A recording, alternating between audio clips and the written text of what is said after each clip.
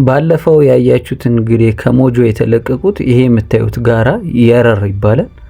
ይሄንን ሁሉ አልፈው ነው ማለት ነው እርግቦቹ ወደ አዲስ አበባ የሚመጡት ከአዳማም ይሁን ከሞጆ ሲለቀቁ። ያው ብዙ ጊዜ እንደዚህ አይነት ተራራዎችን ነው አልፈው የሚመጡት። ይሄ መሃል ላይ ያለ ስምጥ ሸለቆ ይሄ ነው።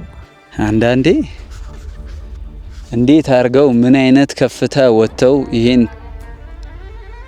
ተራራ ሊያልፉ እንደሚችሉ ያው ብዙ ጊዜ ይመስለኛል የሚርቃቸው።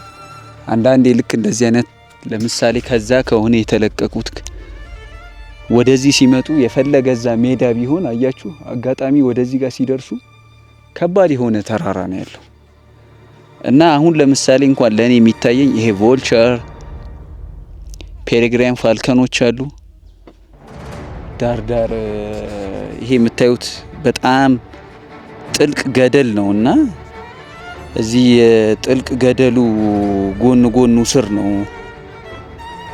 ያለው እና ይሄንን አልፈው ለመምጣት ነው እኔ ብዙ ጊዜ የሚቸግራቸው ምለው ይሄንን ነው። በእርግጥ ይሄ አሁን ያለሁበት ቦታ ተራራማ ነው። ብዙ ጊዜ አሁን የኛ ሀገር ሬሲንግ ሲለቀቁ የነበሩት የዛን ያህል አዳኝ ያለበት ቦታ ቢሆንም ግን ሜዳማ ነው።